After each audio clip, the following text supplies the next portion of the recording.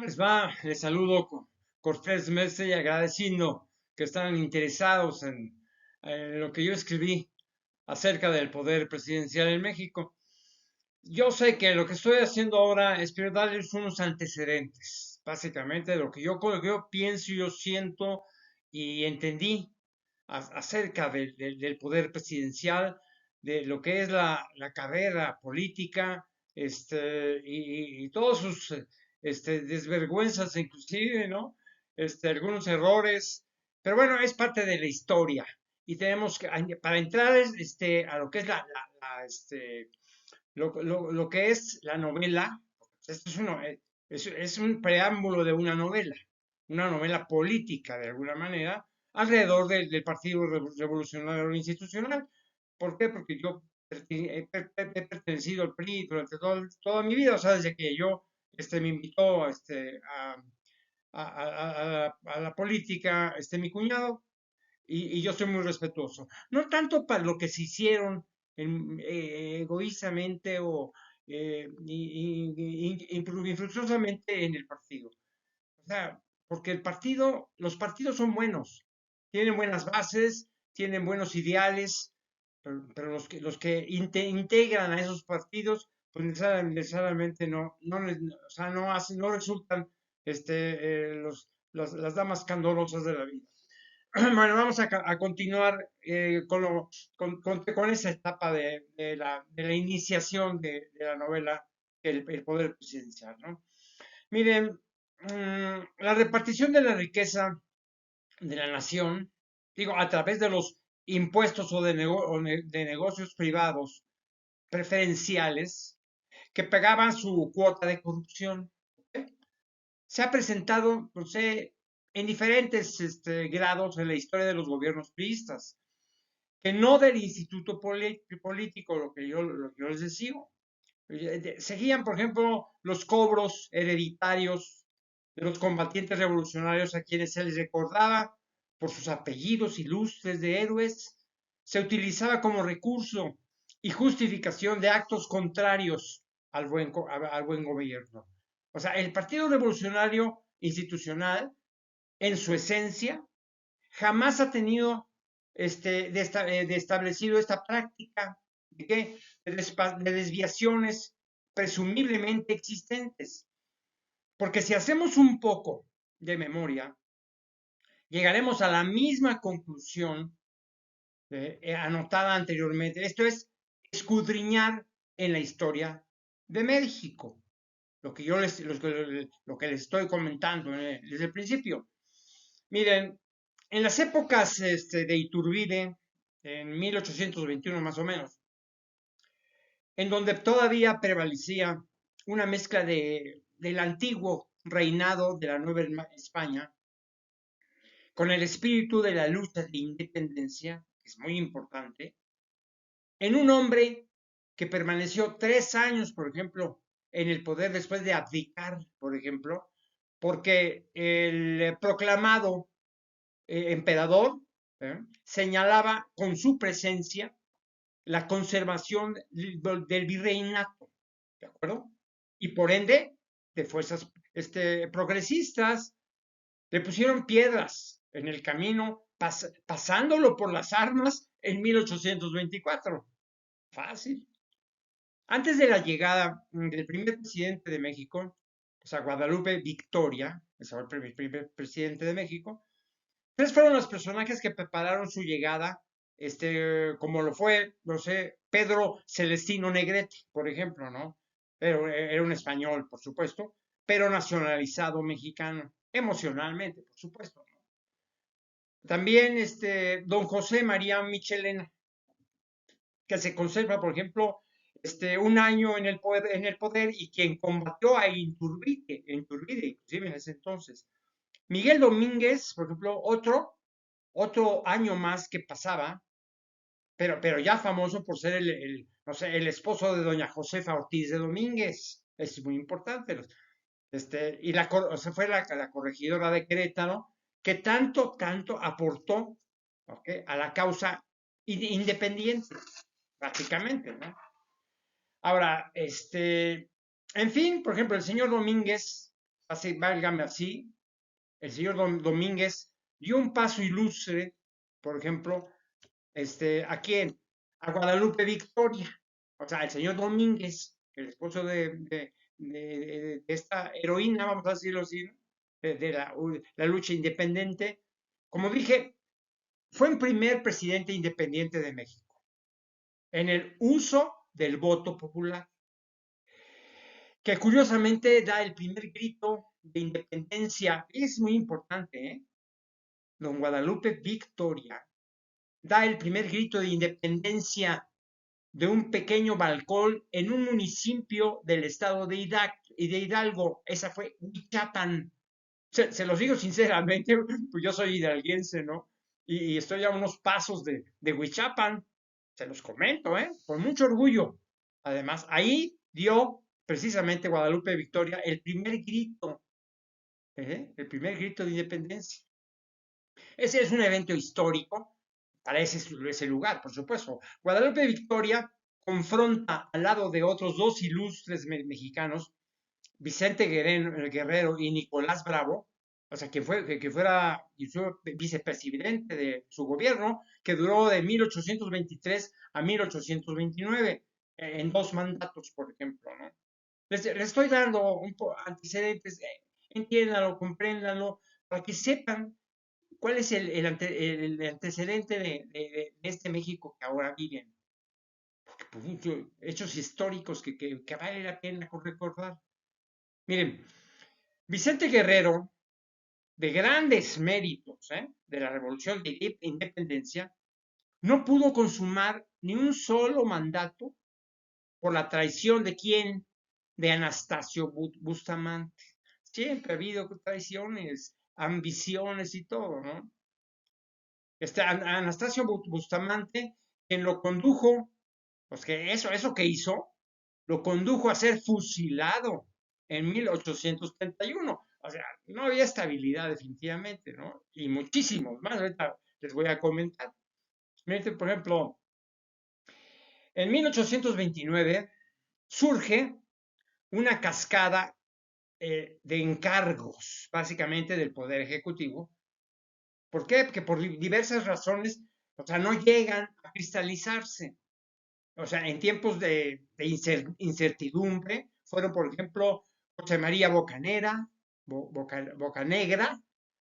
Pedro Vélez, Lucas Alamán y Luis Quintanar. O sea, uno tras otro, ¿no? Hasta la llegada, por ejemplo, del michoacano Anastasio Bustamante, quien fue presidente de la República de 1830 al 1841. Imagínense nada más, 11 largos años de poder, no había nada establecido, ¿no? Que tuviera más espinole, hablaba más, ¿no? Ok, no muy clara definición, por ejemplo, de los postulados de Morelos, ¿no? O también en la búsqueda de un equilibrio nacional confundido y traicionado por sus ideales o intereses. O sea, fue capaz de perseguir, por ejemplo, al siervo de la nación José María Morelos y Pavón. ¿Cómo qué? Como perseguir también al propio padre de la patria, Miguel Hidalgo y Costilla. Imagínate nada más.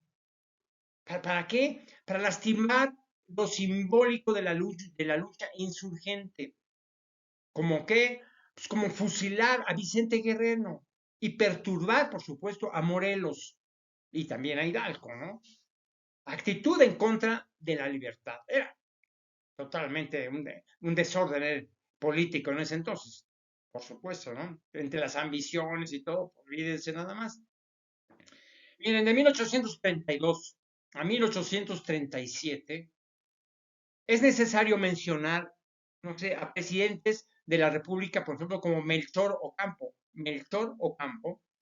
que a pesar de su corto mandato, no dejó cosas malas que decir, definitivamente. Dejó más o menos un prestigio en su paso, ¿no? Por ejemplo, Manuel Gómez Pedraza, que se sostuvo, por ejemplo, un año en el poder hasta 1833. Imagínense nada más desde cuándo, ¿no? dio pequeños destellos de sus capacidades. Desgraciadamente le faltó, no sé, mayor solidez y capacidad para mantenerse en el poder. Te digo, en un ambiente muy cambiante, ¿no? Sobre todo en las preferencias, que era un relajo, ¿no? Cada quien quería ser presidente, todos querían el poder, o sea, el poder, la ansiedad. O sea, son gente muy impreparadas, pero también necesitaban tener el poder. El ser presidente te hace sentir como un rey, por así decirlo, ¿no? Bueno, miren, con la sombra de Antonio López de Santana, aparece en escena el presidente ilustre, como lo fue don Valentín Gómez Farías, que en tan solo 4 años de gobernar, mostró sobre todo cualidades de estadista, o sea, de alto nivel. Pues estaba capacitado para eso, don Valentín Gómez Farías, sin contar con los medios ni el tiempo para mostrar sus habilidades. Ese fue el problema, ¿no?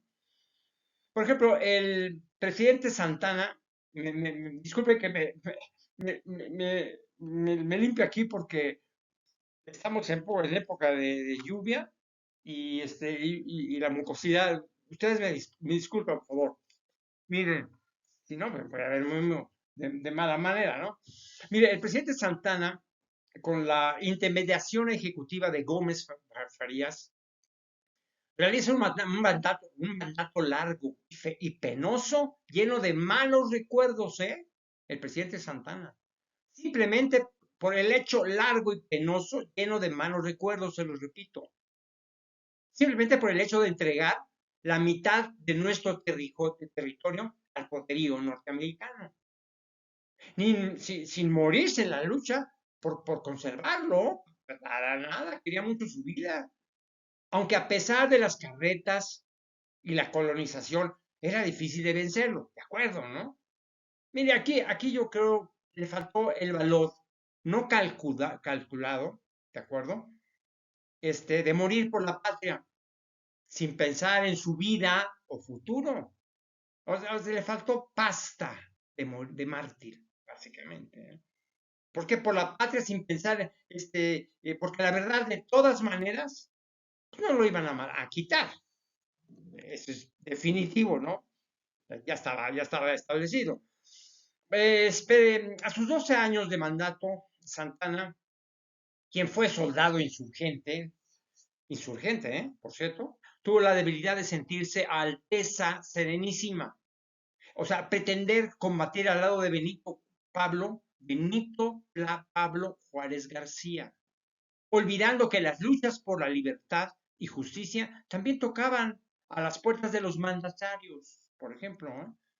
Antes de la llegada al poder de Nicolás Bravo, hemos de mencionar, por ejemplo, no sé, a Miguel Barragán también, presidente interino en el periodo de Santana, o de José Justo Corro también, como presidente interino, a la muerte de su antecesor. Por ejemplo, también de Nicolás Bravo. Nicolás Bravo fue uno de los presidentes de México que más mérito tuvo al ocupar el poder ejecutivo. Digo, aunque en forma dispar, por ejemplo, contó con los atributos, por ejemplo, necesarios para que sus restos descansen en la columna de la independencia. Imagínense nada más, Nicolás Bravo, es muy importante. Otro presidente fue el Francisco Javier Echeverría.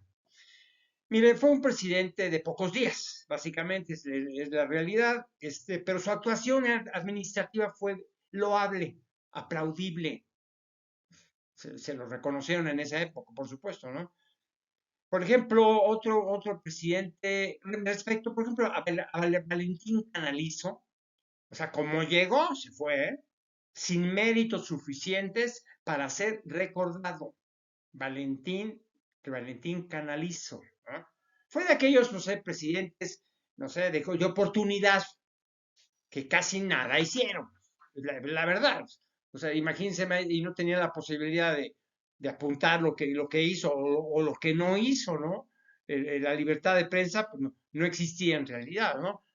No, existía sí, había alguna cosa, pero no canalizada como ahora, ¿no?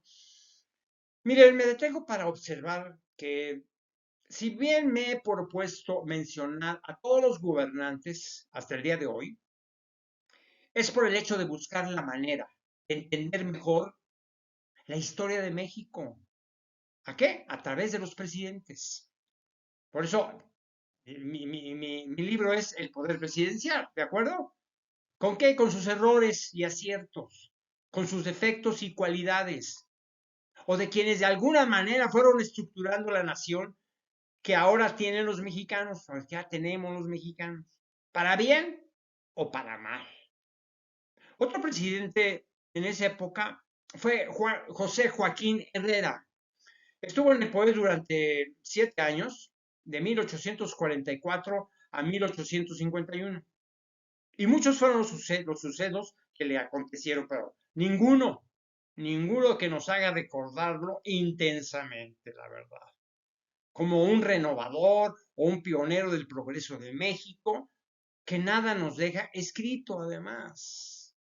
José Joaquín Herrera, ¿no? Otro presidente fue Mariano Paredes Arrillaga. Fueron muchos, ¿eh? José Mariano Paredes Arrillaga. Fue un presidente básicamente interino, básicamente, con tintes monárquicos, pero además sí se sentía rey.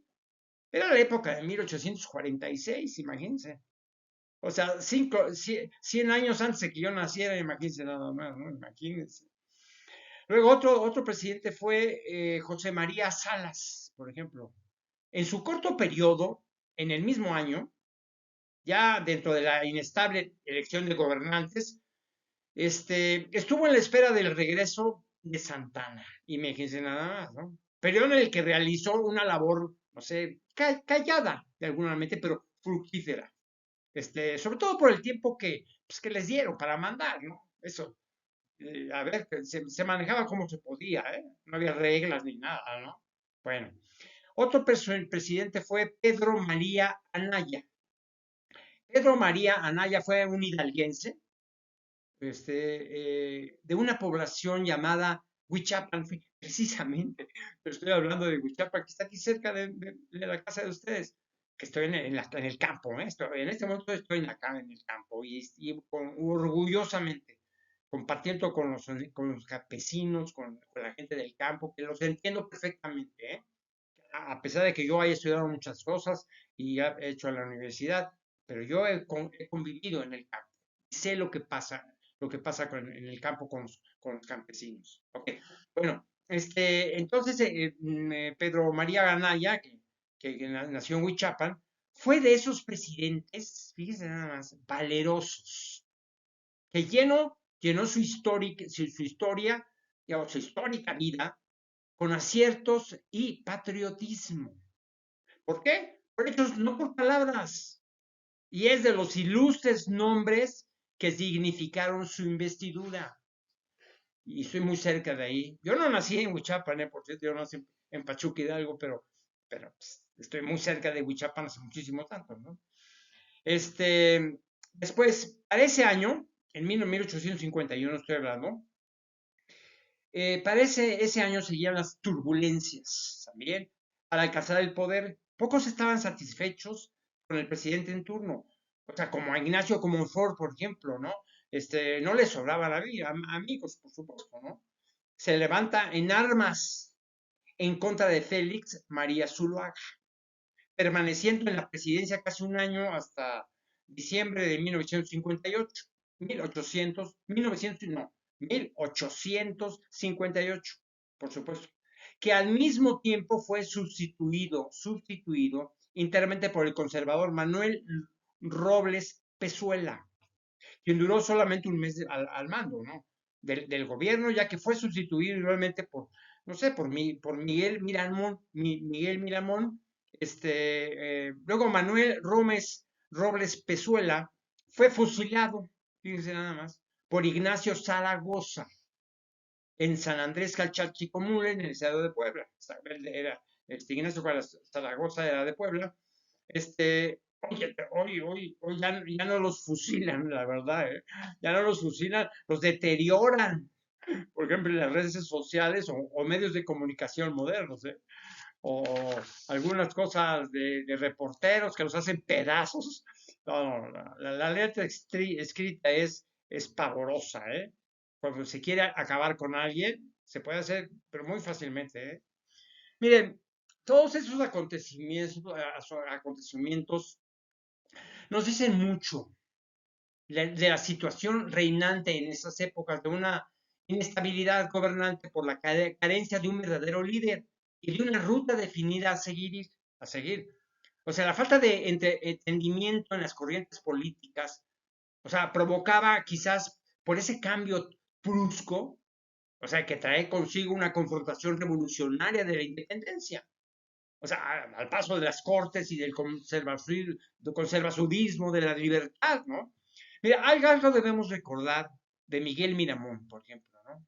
Fue un presidente de México. Era ambicioso, desfasado y traidor además, ¿no? Cuando con su osadía antinacional le llevó a traer, imagina nada más, Miguel Miramón, ¿eh? Le llevó, o sea, no sé, llevó a traer, le llevó a traer, por ejemplo, un emperador para México, ¿no? Ya saben de qué se trata, ¿no? Con la miopía futurista de un acelerado político de tercera, con ánimos de perder la razón. O sea, presenta en escena, no sé,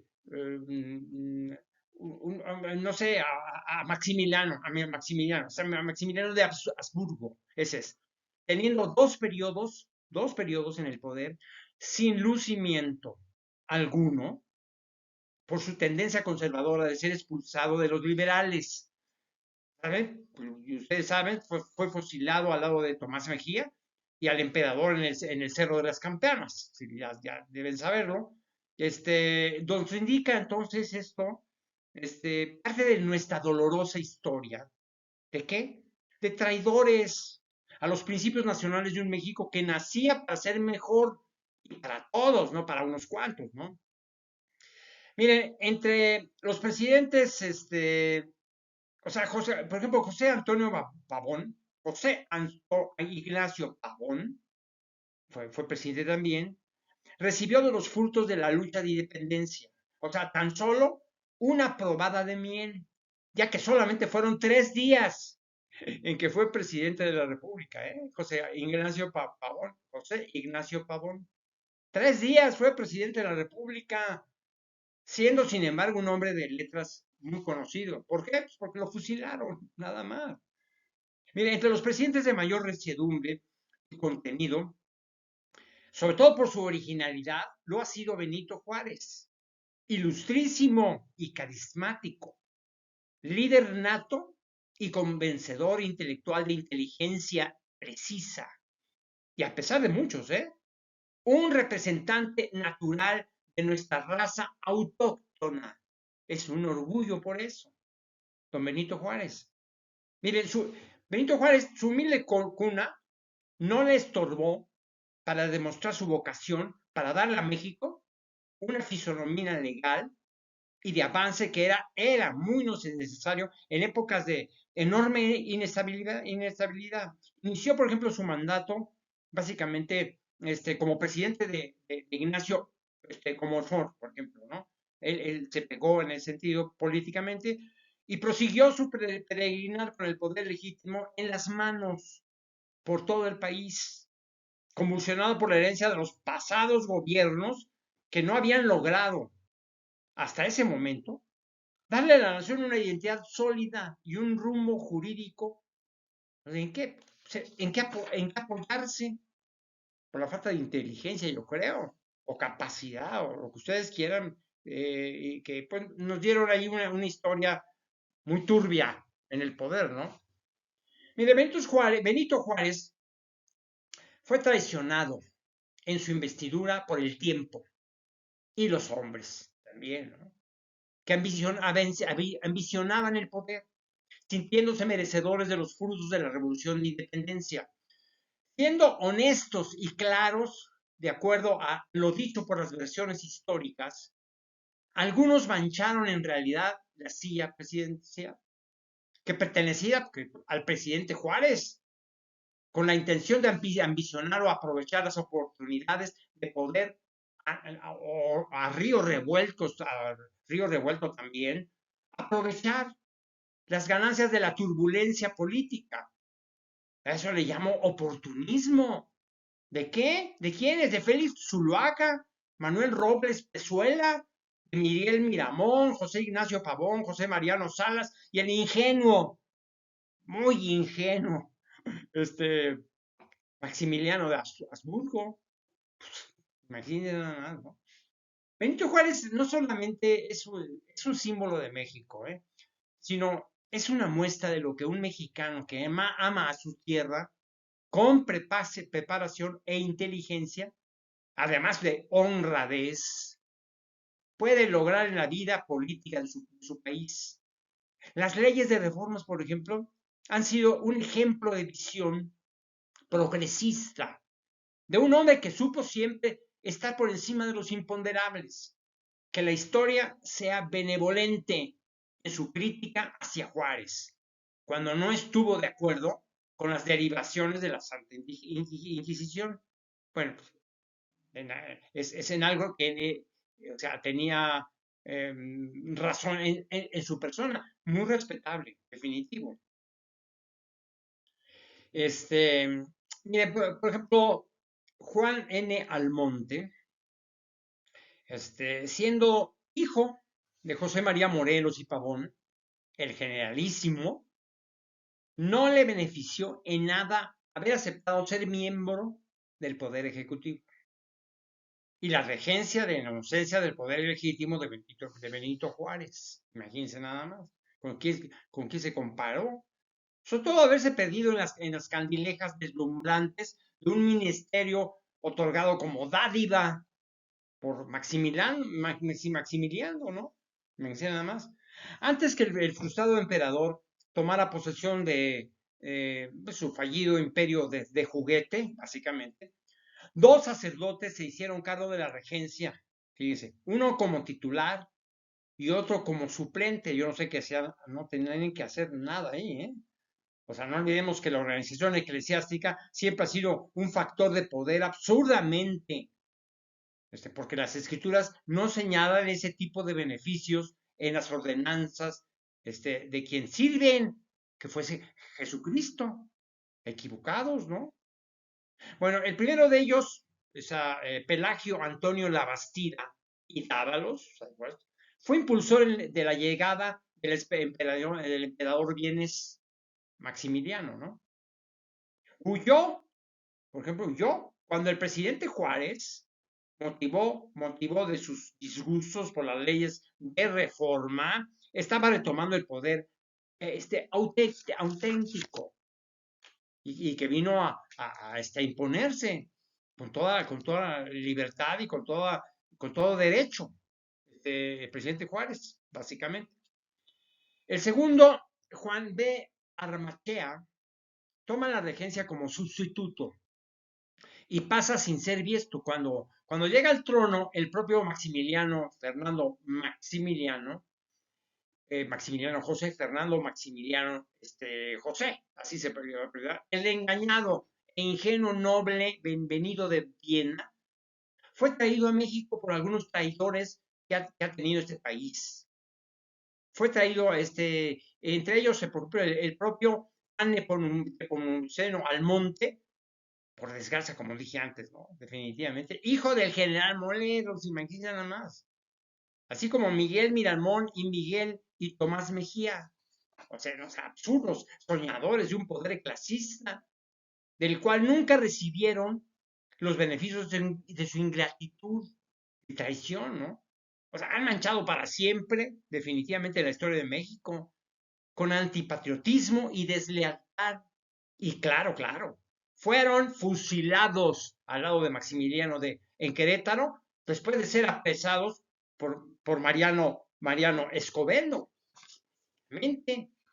Es de imaginarse la expresión de incredulidad del extranjero al enterarse de la farsa y el ensueño, ¿no? Los franceses le dejaron a México quizás solamente algo de su sangre cuando lo invadieron, ¿no?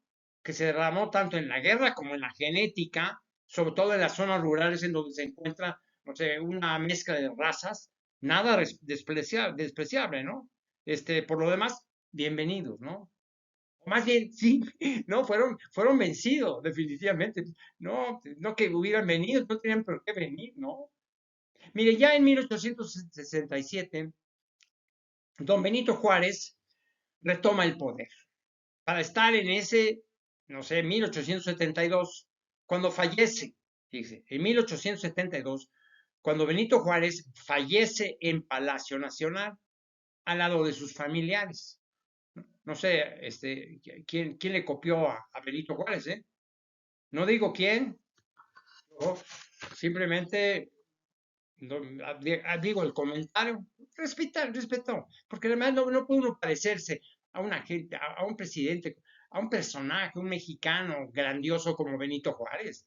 ¿Cómo voy a hacer lo mismo que Benito Juárez? Con todo respeto, Andrés, por favor, ¿por qué hacer eso? Pero bueno, de acuerdo.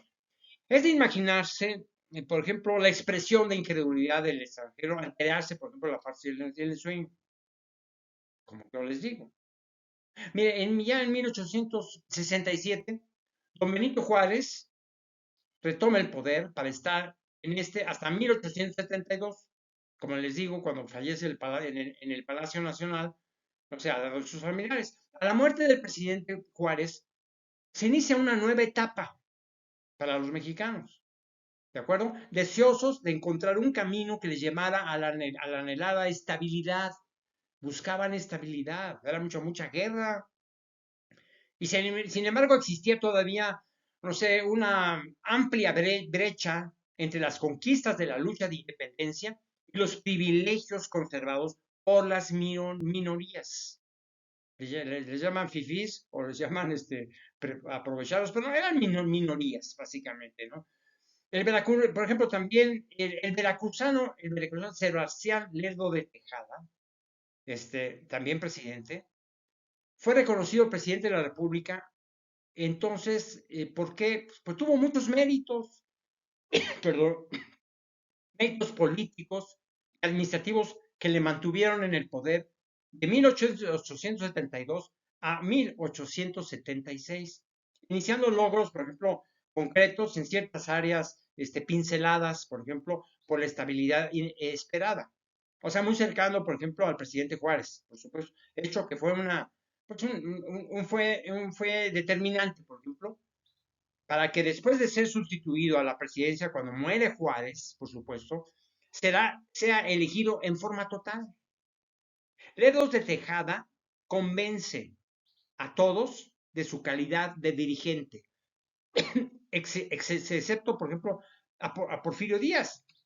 ¿Por qué? Que evitó la reelección, imagínense nada más. Bueno, otro presidente en corto tiempo fue José María Iglesias. O sea, de una carrera sólida como político y pensador.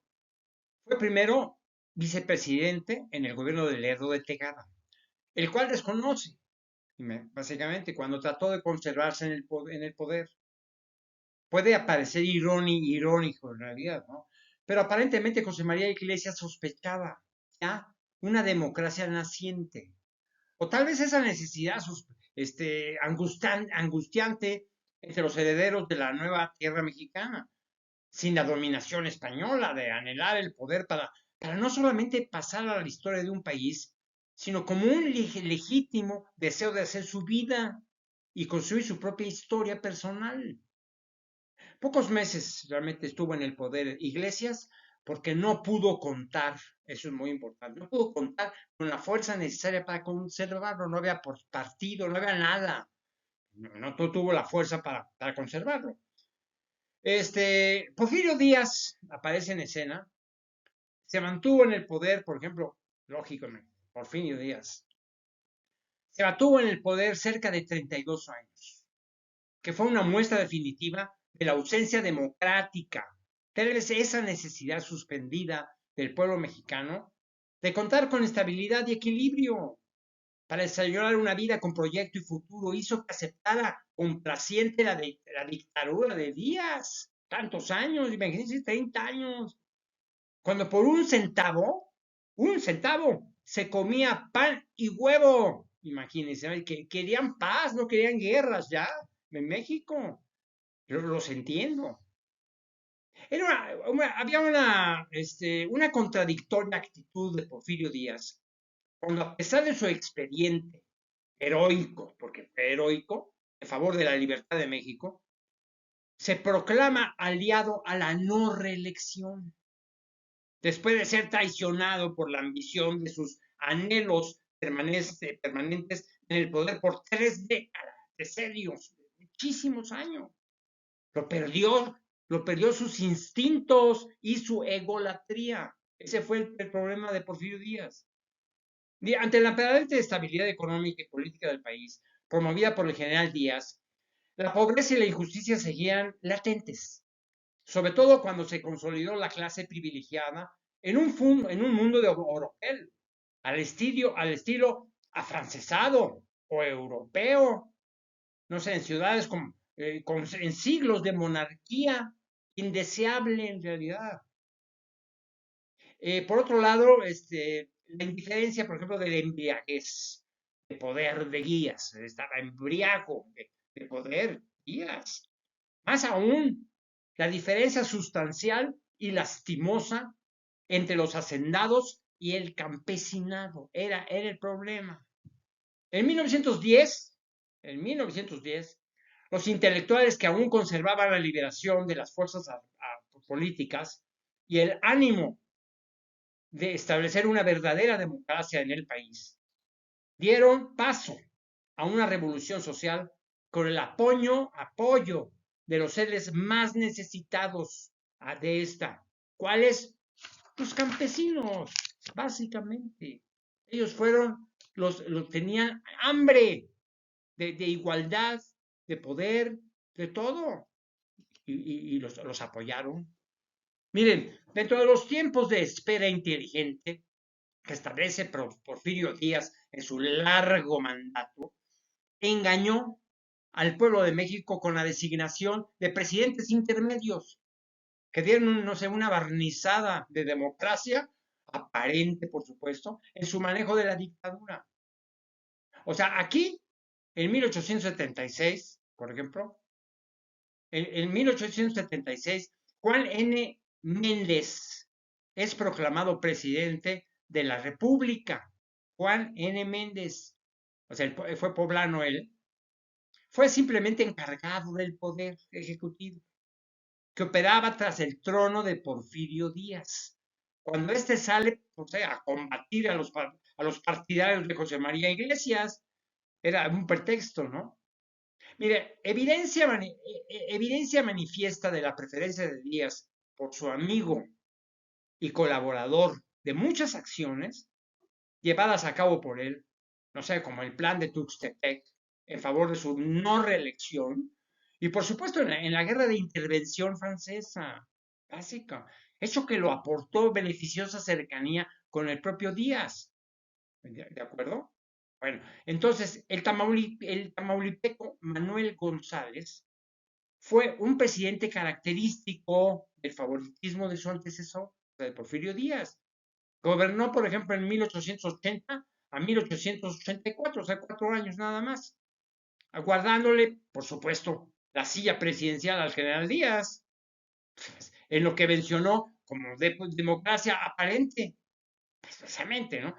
Sin embargo, aunque Manuel González participa, por ejemplo, en la travesura de la sucesión presidencial programada, tuvo méritos suficientes para, no sé, para descansar en la rotonda de los hombres ilustres, ¿no? Ahí está. Ya que su actividad militar como política fue relevante al lado del presidente Juárez, o enfrentándose a los franceses en Puebla, por ejemplo, para la defensa del país, diputado, gobernador, o sea, fueron una de sus investiduras más reconocidas, de Manuel González, y se le reconoce, ¿no? ¿Por qué no? No, pues no puede ser perfecto, definitivamente, ¿no? Otro presidente fue también intermedio, fue Francisco León de la Barra. Ocupó la presidencia como interinato cuando Porfirio Díaz fue expulsado del país al consumarse la revolución de 1910. Fíjese nada más, Francisco León de la Parra. Está bien, ya estaba, pero para afuera Porfirio Díaz, ¿no? Francisco León de la Parra fue un distinguido abogado que realizó una carrera no menos brillante y aunque fue corta su estancia en el poder, quedó avalado por su desempeño claro y efectivo en los cargos que tuvo. Hay que reconocerlo, ¿no? No todos son malos. Este sí salió bueno. Por ejemplo, el siguiente, el presidente siguiente, después de Porfirio Muñoz de Ledo, ustedes lo saben quién fue. Fue Francisco Indalecio Madero, un ideólogo y precursor del sufragio efectivo, no reelección. Se apropia de la honrosa distinción de iniciar al lado de Aquiles Cerdán la Revolución Mexicana que transformaría y proyectaría al país a nuevos rumbos, rompiendo drásticamente con los vestigios de la colonia, de la lucha de independencia y de la aristocracia del gobierno eterno de Porfirio Díaz. No hay que olvidar, por supuesto, a Francisco Indalecio Madero y a Aquiles Cerdán. Son pioneros de la democracia en el país. Por supuesto que los dos murieron. Ya les comenté eso en alguna manera. Pues, lo grande de Madero y de Cerdán, totalmente ilustres en este país. Luego México se convulsionó, por supuesto, se convulsionó durante varios años. En otra etapa de ajustes en torno a la violencia, se buscaba que lograr metas de justicia e igualdad social. El presidente Madero gobernó de noviembre de 1911 hasta el 22 de febrero de 1913, que con el vicepresidente Pino Suárez fueron asesinados por uno de los tantos ambiciosos de una guerra, Victoriano Huerta, que ya habíamos borrado de la historia, pero bueno, fue Victoriano Huerta, que asesinó a Madero y a Pino Suárez. Injusto, pero es parte de la historia. Existe un puente de poder de 45 minutos en donde Pedro Lascurain fue presidente de la República tan solo para cederle ese poder a Huerta. El oportunista y traidor de Victoriano, le duró poco el gusto del anhelado poder cuando se encontró en la presión militar de Venustiano Carranza. Se le apareció Venustiano Carranza en una más de las turbulencias militares, básicamente.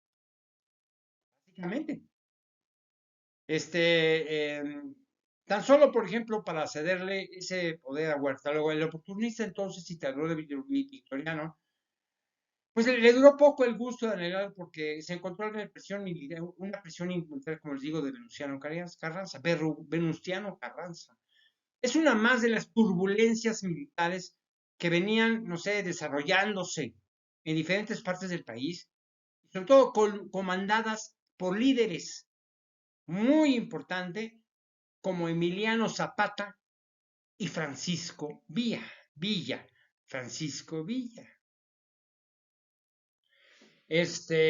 Bueno, para 1914, Francisco Carvajal fue presidente provisional. Menos de un mes, sobre todo a la renuncia de Huerta, ¿no? Que le quedaba a Huerta, definitivamente. En uno más de esos pasos precipitados para la conquista de la democracia y la nueva estabilidad que se había perdido al término de la dictadura de Porfirio Díaz, entendiendo que se trataba de darle poder real al pueblo. Algo se tenía que inventar para lograr la estabilidad. Por ejemplo, Eulalio González, otro más, forma parte de la línea de presidentes de la República, ¿de acuerdo? Eulalio González, que tan solo pasaron sin ver ni accionar también, ¿no? como probando que tan mullida se encontraba la silla presidencial, que tan cómoda era la silla presidencial. Esto porque fue revolución, porque fue combativo, fue combativo por villistas y zapatistas en la todavía convulsionada revolución armada, ¿no?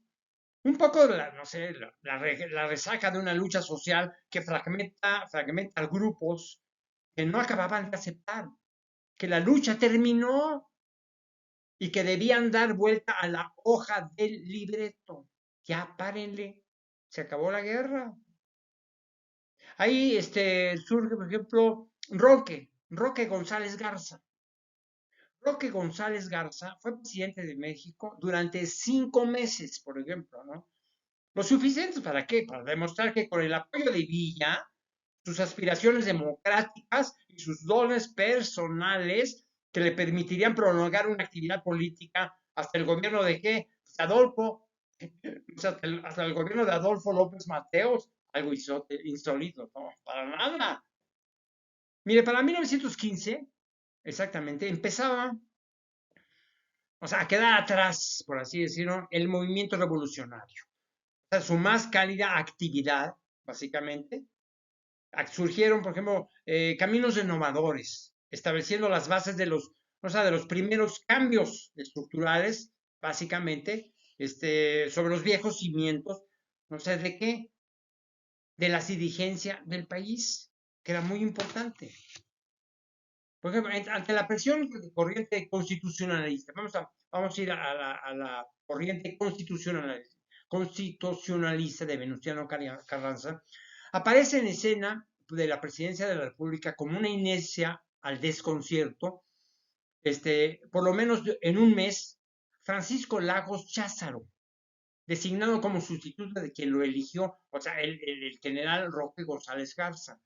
Se mostraba de quien lo eligió el general Roque González Garza, se mostraba ya la intendencia de pasar la estafeta de la carrera del poder al preferido del que dejaba el poder. Es curioso, ¿no? El coahuilense Venustiano Carranza tuvo la fortuna histórica de proclamar la nueva constitución política en la nación, el 5 de febrero de 1917. Es importantísimo Venustiano Carranza. El 5 de febrero de 1917, la primera constitución política constitucional del país, sellando una transformación social en todo el país. Su diferencia con Francisco Villa y su falta de entendimiento con Emiliano Zapata, esto le provocó que no se consolidara en el poder. Ese fue el problema. Cuando señalaba como su sucesor a Ignacio Bonilla. Plutarco, mire, aquí sucedió. Plutarco Elías Cañes le obligó a abandonar México a Venustiano Carranza, para después ser asesinado en el camino a Veracruz. Estoy hablando de 1920, 1920. Adolfo de la Huerta, otro presidente, fue presidente sustituto, uno más de esa etapa convulsionada y con residuos de la violencia revolucionaria, pues que no terminaban de apagarse. Preámbulo de la llegada al poder el primer mandatario estabilizador de la era revolucionaria. ¿Quién fue? Álvaro Obregón. El sonorense Álvaro Obregón calladamente ocupó la presidencia de la República en un periodo estabilizador por 4 años, básicamente, en donde procuró los primeros avances del progreso de México, al lado de personalidades como José Vasconcelos, por esa debilidad del ser humano, vamos, de perpetuarse en la magia del poder y las mieles dulzonas del lago, que me halaguen, ¿no? Que producen, no sé, diversas satisfacciones que le hacen perder el nivel del piso. Hicieron que Obregón se enfrentara al error de intentar reelegirse reformando, ¿qué? Pues la Constitución. Hecho que trataba de eliminar los ideales políticos de las leyes reformistas y la búsqueda, sobre todo, incesante de la democracia. O sea, José de León Toral, fanático religioso, terminó con sus aspiraciones asesinándolo en el restaurante La Bombilla en la Ciudad de México. ¿Sí? Mató a Álvaro Obregón porque ese cambiar digamos, lo que había establecido la historia. De 1924 a 1928 se inicia, no sé, una de las importantes etapas de estabilidad con futuro de un presidente visionario, con otro sonorense, Plutarco Elías Cañes. Eso es muy importante. ¿De acuerdo?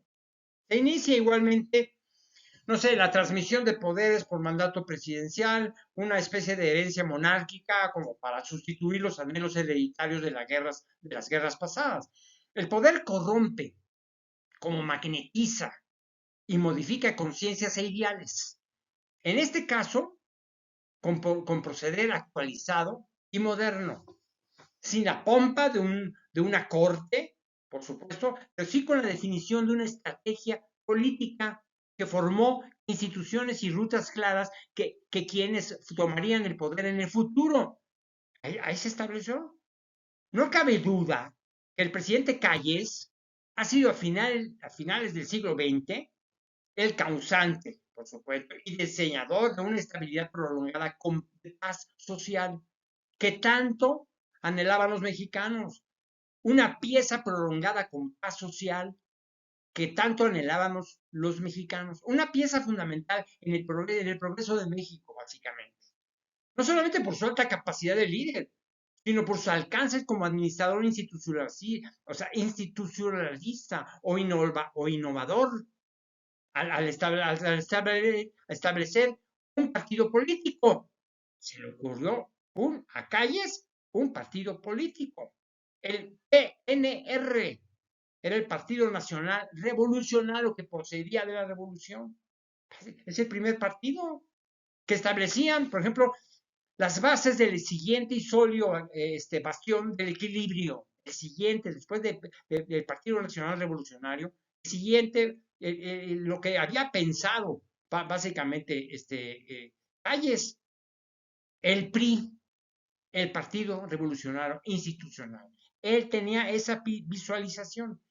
Era una idea para México, al unir a las diferentes fuerzas que combatieron en la revolución y participaron en todo el proceso de la gesta revolucionaria para formar clases o divisiones de liderazgos que se beneficiarían de la victoria armada sin mayores enfrentamientos, nada más de guerra. Se establecieron las reglas de convivencia entre contubernios, alianzas y acuerdos, corrupción, impunidad y autoridad centralizada. Eso fue lo que se estableció para lograr la paz. De alguna manera se lograría, si no, se iban a estarse matando uno tras otro. La ambición puede ser una enfermedad crónica en el ser humano. A Plutarco Elías Calles le quedaron limitados 4 años de gobierno para los alcances que tenía, al ceder el gobierno a Emilio Portes Gil, ¿de acuerdo? Con eso anunciaba su retiro definitivo de la política, algo que nunca cumplió porque siempre mantuvo su jerarquía ganada y su directriz tras la silla presidencial. ¿Hasta qué? ¿Hasta quién? Se le apareció Lázaro Cárdenas, básicamente. ¿Y qué pasó? ¿Qué hizo Lázaro Cárdenas? Pues lo expulsó del país. Tan fácil. Al gran visionario de Plutarco, Elías Calles. Miren, Emilio Portes Gil, presidente de México, después de esto que les estoy comentando, políticamente agrupado alrededor de un partido aglutinador como el Partido Nacional Revolucionario, en su interinato, cumple decorosamente realizando ¿qué? Pues cambios importantes en las acciones del gobierno y mantuvo la institucionalidad pensada ¿por quién? Pues por Calles. Él fue el que lo pensó. Sí, pues voy por aquí, voy a mejorar la situación y a establecer un sistema. Pascual Ortiz Rubio, básicamente, de historial como servidor de la patria, tuvo el apoyo total del partido único, establecido que cada día se fortalecía más ante el temor de nuevos resquebrajamientos en la frágil estructura política del país. Cumple apropiadamente con un mandato interrumpido por presiones políticas que hicieron renunciar. O sea, surge entonces en el panorama gobernativo Abelardo L. Rodríguez, antecesor del primer mandato presidencial más estabilizado de entonces con Lázaro Cárdenas, básicamente. Abelardo L. Rodríguez fue un presidente, como todos en esa época post-revolucionaria, con post-revolucionaria, con antecedentes de combatiente que le otorgaba, por ejemplo, la época revolucionaria, ¿de acuerdo? El primer intento de repartir beneficios de la guerra. Nuevamente aparecía el fantasma de la herencia que otorgada por un partido, entre bastidores de una puesta de escena de poder.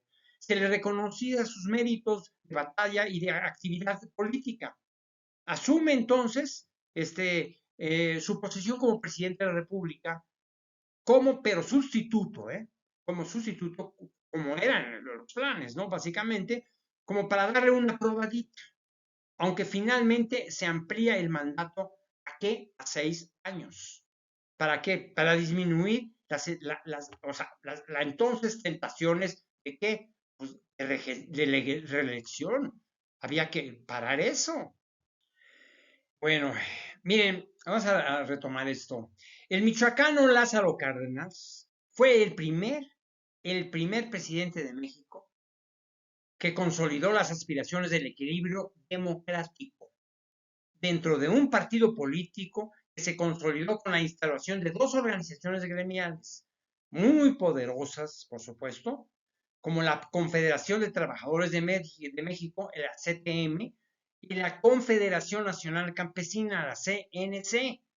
Es una idea más que afortunada, muy afortunada, para amalgamar y fortalecer al partido establecido, o sea, al Partido Revolucionario Institucional. Fue una decisión ingeniosa. O sea, el Partido Revolucionario Institucional nace con Lázaro Cárdenas, el primer presidente con el PRI. Digo, vamos a ser sinceros y respetuosos con ese partido, con la creación de ese partido, el PRI. ¿De acuerdo? Entonces, como les digo, consolidadas e integradas las aspiraciones obreras y campesinas y agrupadas en torno al partido del poder, la institucionalidad tuvo sus mejores frutos, la verdad. Aún más cuando un candidato como el presidente Cárdenas logra la nacionalización de tan importante recurso como, por ejemplo, como el petróleo, aunado al impulso de la reforma agraria, muestra, sí, claro, con ello, de que el proyecto político de Calles, de Plutarco Elías Calles, estaba funcionando. Se le ocurrió a Plutarco Elías Calles.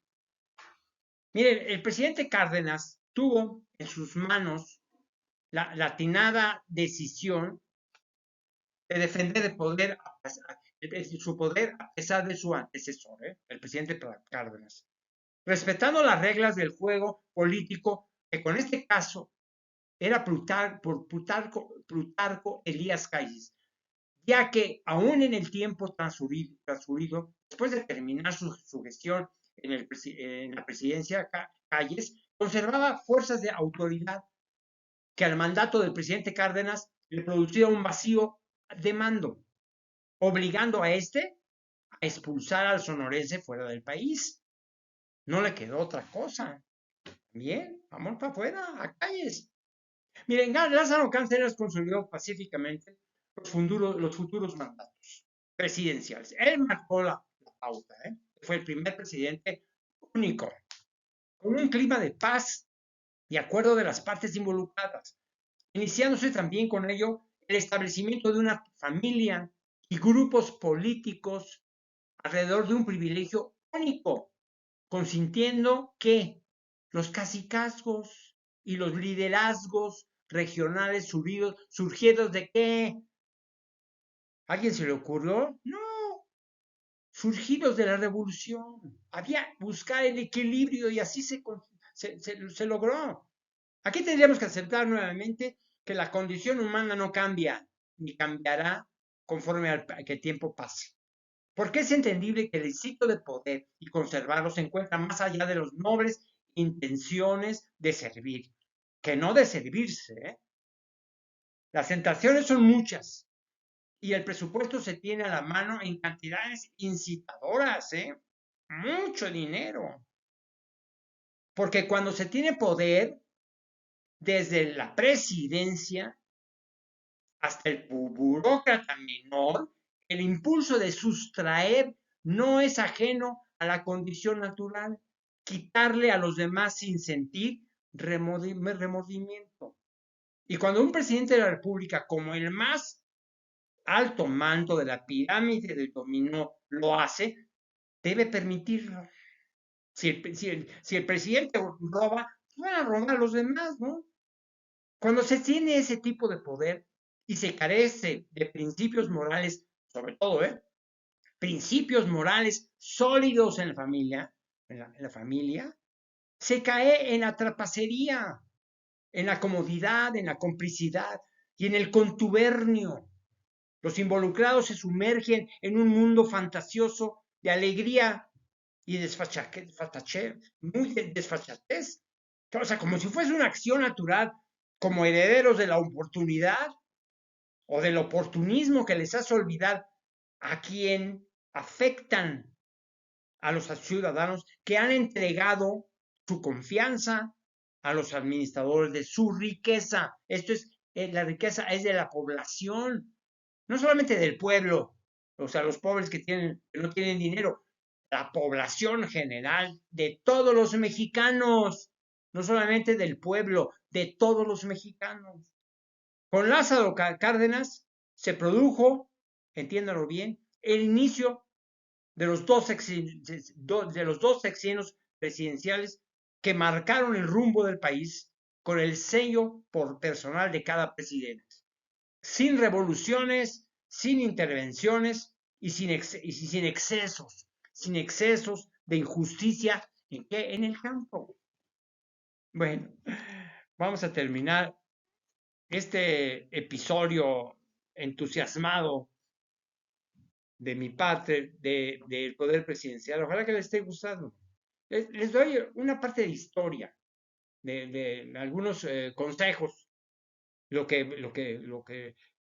trajo de la historia de México y que se olvida pronto. Uno pasa de primaria, de la secundaria, ya ni esto ni se sabe. ¿Por qué? Porque somos mexicanos, porque amamos este país y lo amamos enormemente, porque lo merece. Tenemos un país enorme. Vamos a tratarlo bien. Nos vemos en el episodio 4. Ojalá que me sigan porque son bastantes, ¿eh? Entonces, les agradezco mucho el aguantarme tanto tiempo, ¿eh? Que la pasen muy bien. Se los deseo de todo corazón.